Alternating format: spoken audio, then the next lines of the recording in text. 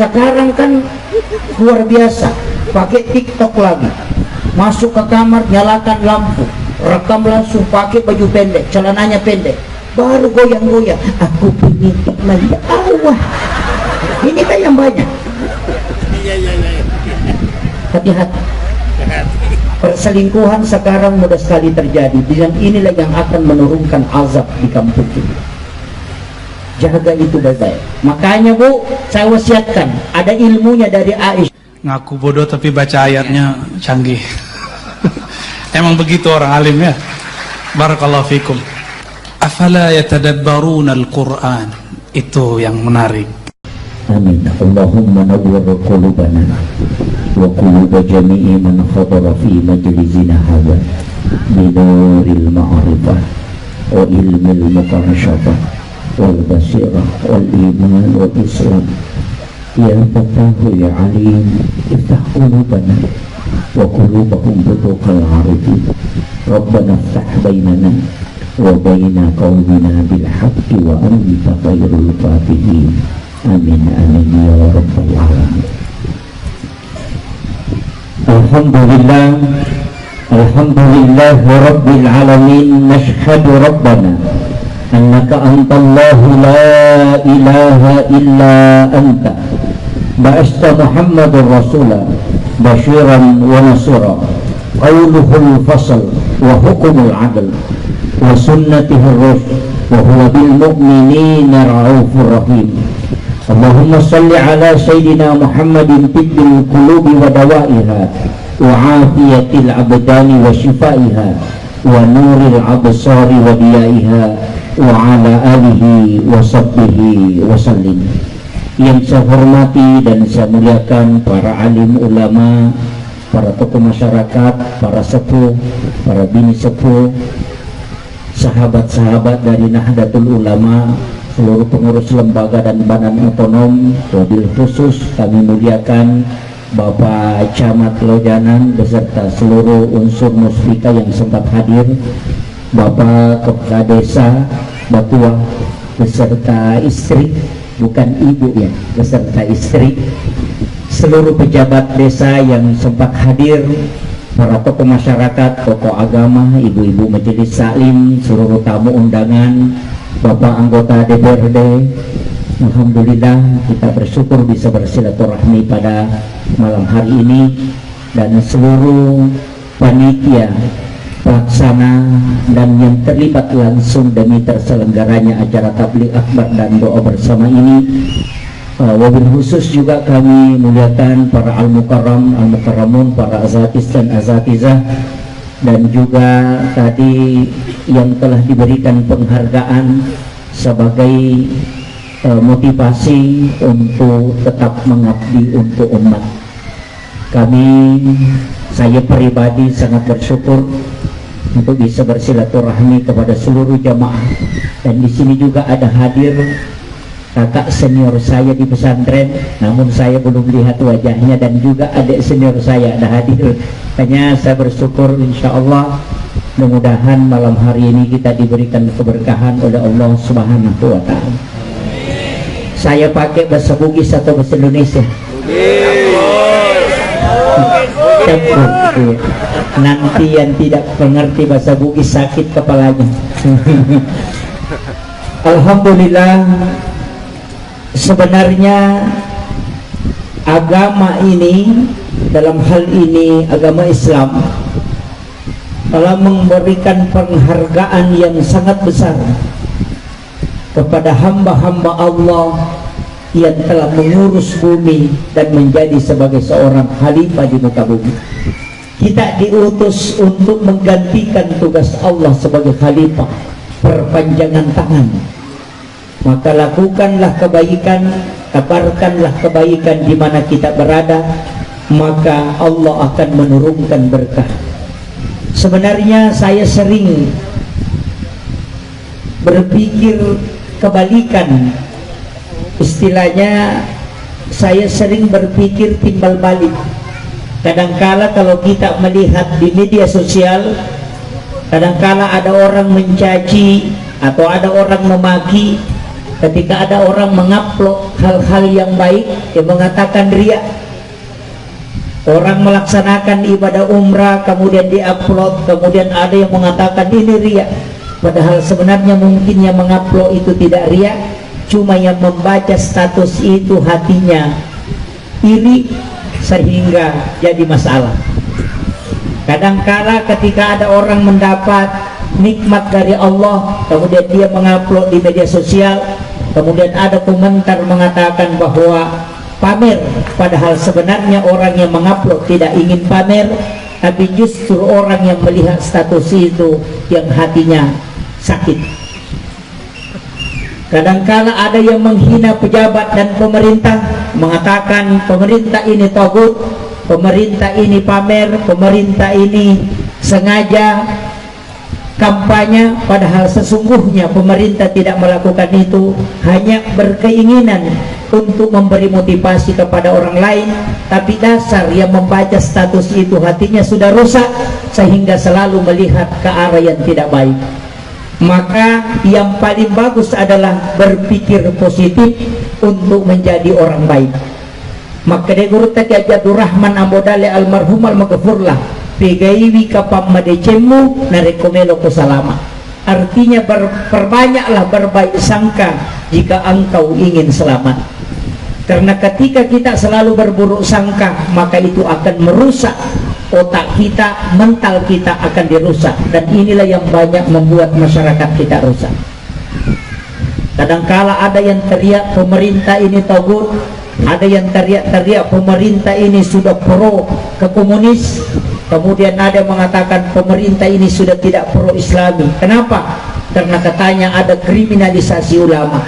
Saya selalu mengatakan salah satu hal yang paling berat diberantas pemerintah adalah preman yang berjubah ustaz. Itu bahaya. Makanya saya sampaikan hati-hati, bukan kriminalisasi ulama, tapi sekarang banyak ulamaisasi kriminal. Ini harus dipahami. Makanya kita datang di tempat ini mudah-mudahan karena ulang tahun sebenarnya dalam rangka hari jadi kota Batua, desa Batua ini, saya ingin sampaikan begini Pak. Tadi ada ziarah makam untuk para pendiri desa Batua, menyambung nur dan menyambung ruh dengan para ulama-ulama itu penting, karena energi ada di situ.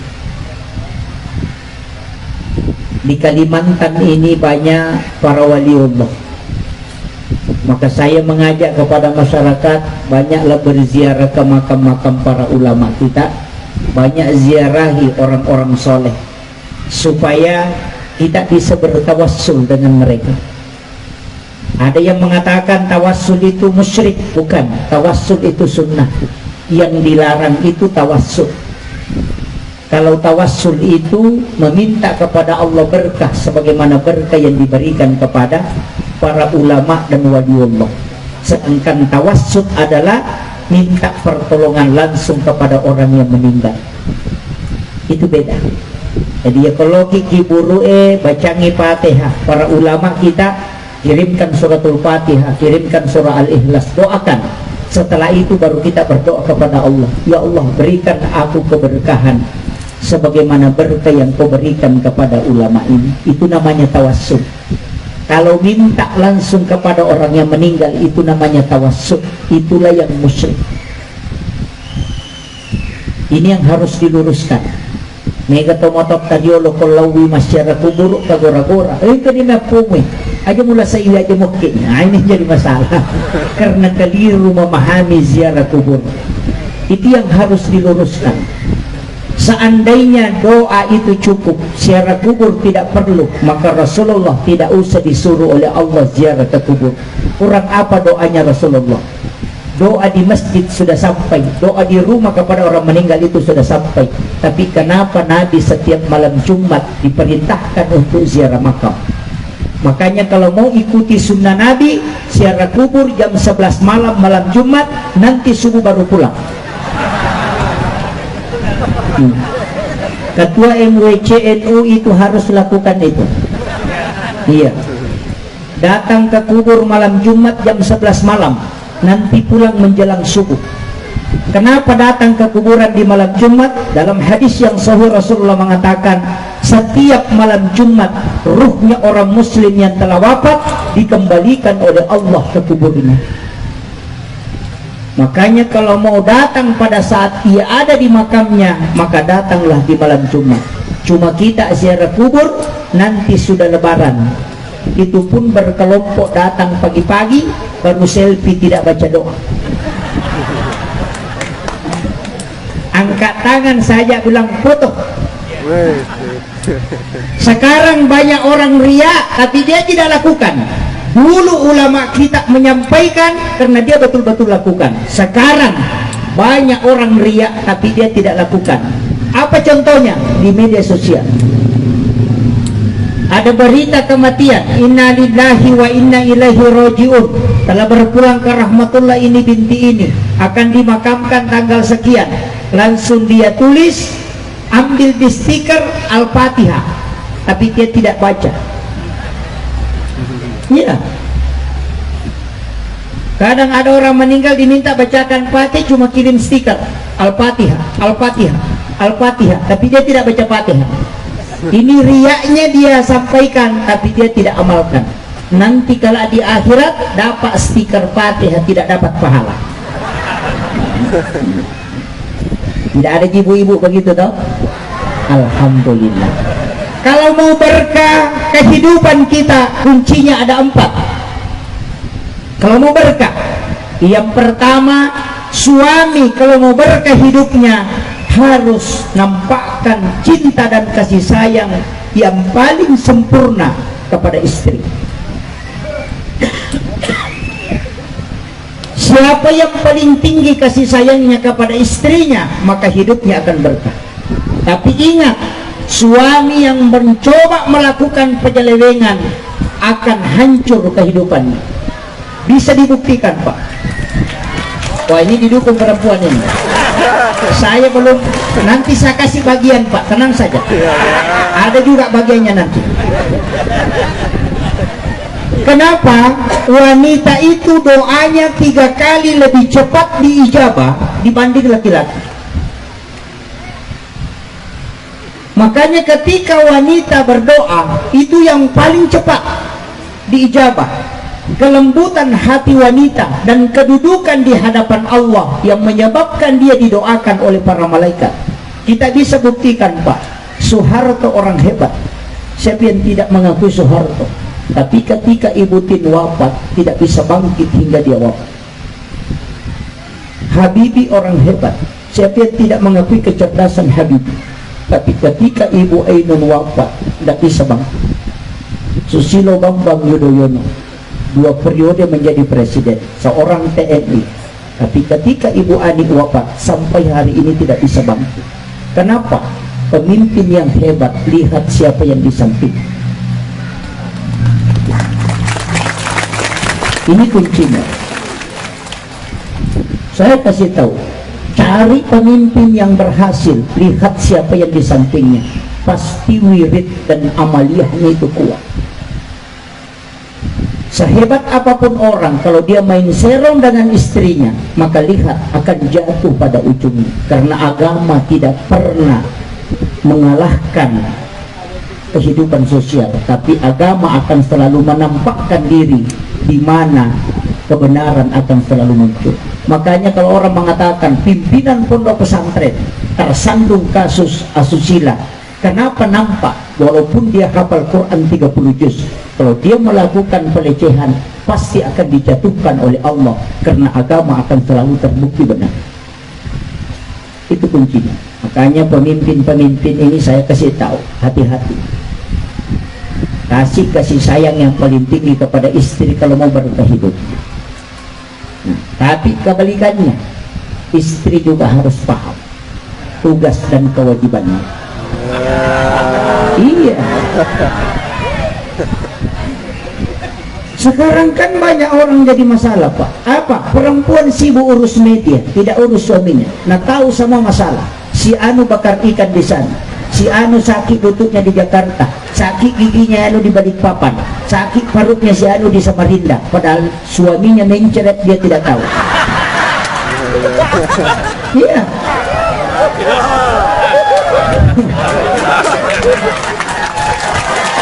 Saya kasih bagian. Hanya hati-hati. Rumah tangga pasti ada masalah. Orang Bugis mengatakan degaga salo, degaga lekoran, degaga bulu, degaga tupuan, degaga rumah tangga, degaga masalah. Semua orang yang berkeluarga pasti menemukan masalah. Karena sakinah tidak akan muncul kecuali ada masalah. Sakinah dari kata sakana, kopi yang diaduk kemudian tenang, bahasa Arabnya sakana. Dedaunan yang diterpa angin kemudian diam, itu disebut dengan sakana. Hati yang bergejolak kemudian tenang, maka itulah sakinah. Makanya harus ada cekcok. Makanya rumah tangga itu butuh cekcok, Pak. Kasih cek kalau siang, kasih cok kalau malam. Ini harus paham ini.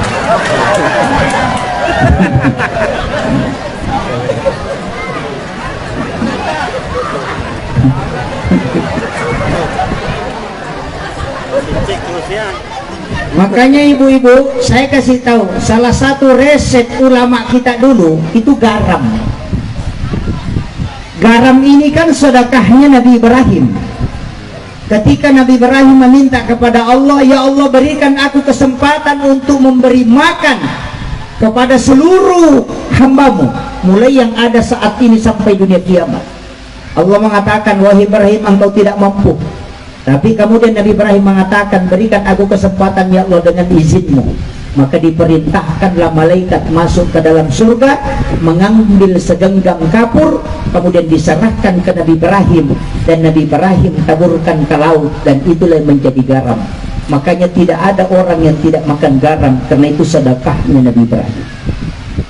Tapi ketahuilah, dalam kitab Hiyalimuddin, di sini ada para kiai kita. Ketika membuka kitab Hiyalimuddin karangan Hujjatul Islam Imamul Ghazali, dia menyampaikan garam itu adalah salah satu makanan yang sangat bermanfaat.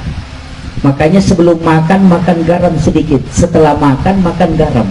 Sebelum tidur, makan garam sedikit. Setelah bangun, minum air putih, kemudian makan garam sedikit. Apa gunanya? Yang pertama, kalau anak yang melakukan itu pasti cerdas. Yang kedua, orang yang makan garam sebelum makan, maka dia akan terhindar dari keracunan makanan, karena itu yodium asli. Kemudian yang ketiga, tidak ada laki-laki yang lemah syahwat yang makan garam sebelum makan. Perlu dicoba itu. Ini obatnya. Ya. Itu kuncinya. Makanya kenapa Rasulullah sunnahkan kita makan garam sebelum makan. Cuma kadang jamaah tabligh yang melakukan itu, padahal itu adalah sunnah. Imamul Ghazali sudah menyampaikan dalam kitab Hiyalimuddin kenapa disunnahkan makan garam. Hanya bapak-bapak kalau tidak mau lemah syahwat, makan garam. Itu kunci. Yang kedua, ada juga mandi junub, tapi jangan berwudu sempurna. Kenapa mandi junub itu ada dua? Ada wudu sempurna sampai mencuci kaki baru mandi, ada yang menyisakan kaki, hanya mengusap kepala sampai telinga, tapi tidak mengangkat kaki pada saat mandi. Karena Sayyidina Ali karramallahu wajhah mengatakan, siapa yang melakukan itu, maka dia tidak akan pernah lemah syahwat. Maka mandi junub untuk laki-laki itu tidak sempurna wudunya ketika dia berwudu pertama. Cuma kadang-kala kita gunakan untuk semua, padahal itu berbeda. Ini ilmunya para ulama kita dari dulu itu luar biasa, Pak. Saya ingatkan ibu-ibu, kalau mau dicintai oleh suaminya, gampang. Servisnya cuma 3. Iya, pertama, kalau suami datang, kasih paring di paha.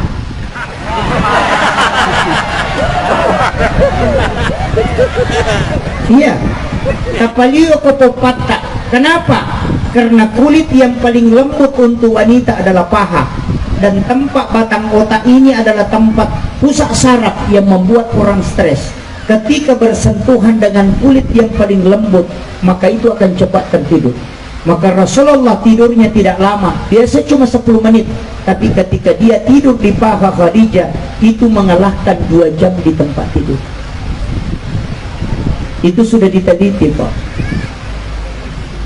Kata naiki biasa mo tapalula kay takopopata. Denengka. Apa tolak bawan nih Pak kedengan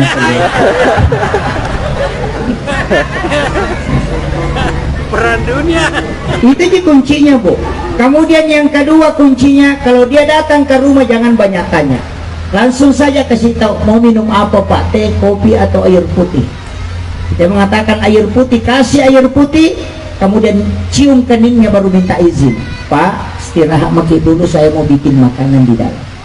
Pasti dia senang. Tapi ada istri yang bikin jengkel Pak, mana kayak wartawan. Belum duduk suaminya, coba dia mau apa? Dia dapat telepon, serius tak boleh. Ini bahaya. Kenapa banyak laki-laki justru lebih senang tinggal di warkop daripada di rumahnya? Karena kalau di warkop ditanya minum apa Pak, kalau di rumahnya dari mana Pak? Nah ini jadi masalah. Ibu-ibu harus tahu. Iya. Kemudian yang ketiga, hati-hati. Servis laki-laki harus mantap. Kenapa? Karena kalau itu suami dua kepalanya. Dua kepala. Ulumna ya si ulumna ya wa. Ya gay ulumna ya si aja nak kita, ya gay ulumna ya wa aja nak tama-tama. Saya kasih tahu. Karena laki-laki ketika syahwatnya naik pasti otaknya error. Betul. Laki-laki kalau syahwatnya naik otaknya error. Makanya banyak pemimpin yang dijatuhkan karena perempuan. Banyak hancur karena perempuan. Kenapa? Karena memang laki-laki tidak normal ketika syahwatnya naik. Biasa ditanya, kalau dia minta kita tidak kasih, ditanya mau ke kantor Pak, kantor. Nah, itu masalah. Iya.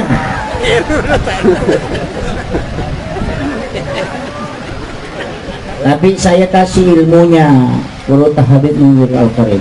Apa kata dia?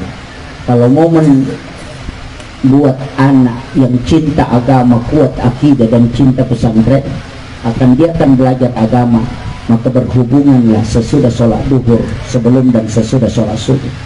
Itu tempat yang paling bagus. Kalau ada anak lahir dari hubungan sesudah sholat duhur, insya Allah dia akan masuk pesantren. Dia yang minta masuk pesantren. Tapi kalau sudah sholat isya dibikin, kalau dibawa ke pesantren, dia lebih duluan sampai di rumah daripada pengantarnya.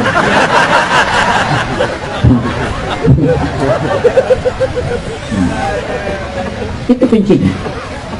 Kenapa? Di situ ada hadis isyarat. Ketika engkau ingin masuk ke dalam kamar ibu bapakmu di siang hari, maka ketuk pintunya. Kenapa siang yang disebut? Kenapa bukan malam? Itu isyarat. Ini penting. Nah, makanya bikin lagi Bu, yang sudah duhur. Bilang sudah tidak bisa Pak Ustaz, kasih mani ke bapaknya. Insya Allah dia mau.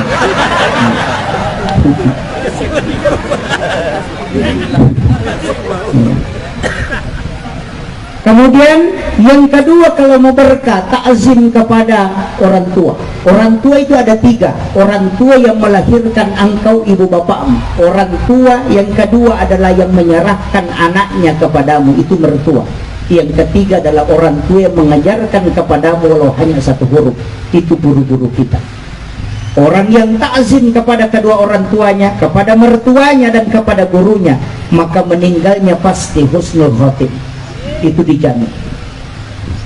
Tapi kalau ada santri yang keluar dari pesantren atau anak keluar dari sekolah yang membuat gurunya meneteskan air mata karena jengkel dan dia tidak pernah minta maaf kepada gurunya, lihat kehidupannya akan lulantah.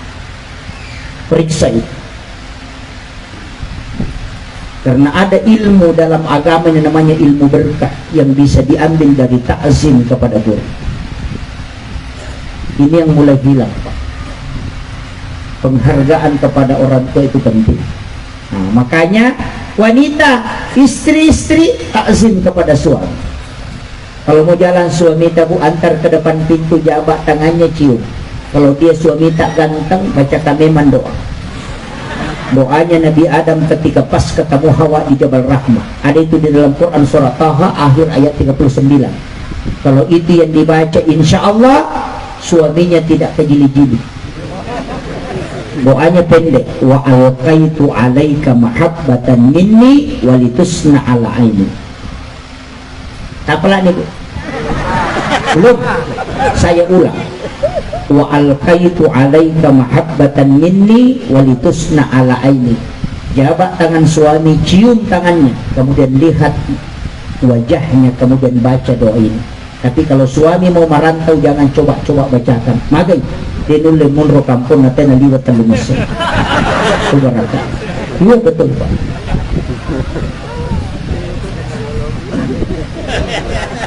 Sekarang kan banyak masalah terjadi di rumah tangga. Kenapa? Karena perbandingan perempuan dengan laki-laki itu sudah 1:7, Pak. Kalau di Batu ini saya tidak tahu berapa.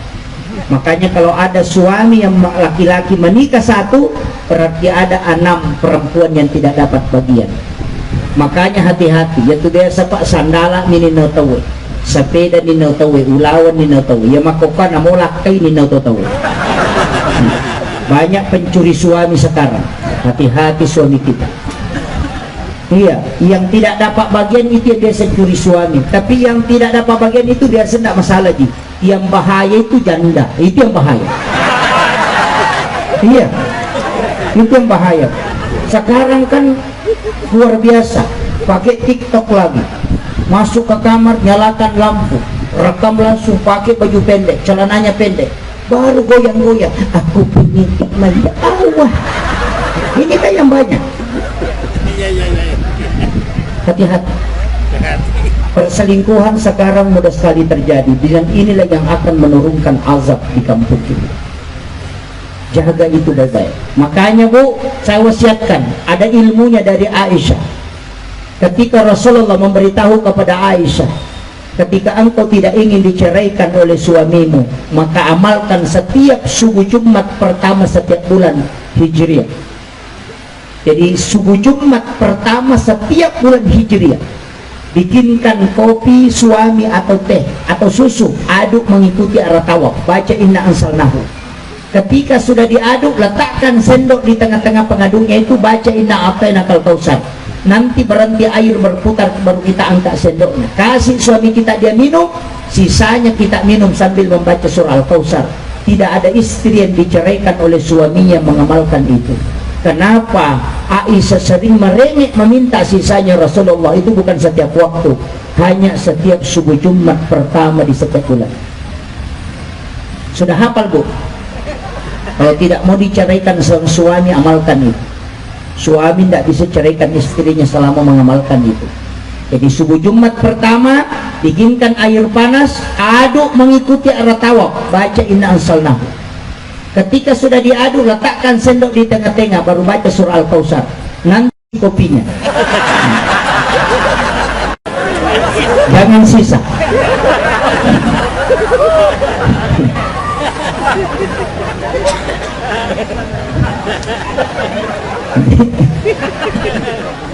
Saya harus ajar dua-dua, Pak. Ini nanti suami-suami ini marah kalau tidak dikasih tahu caranya.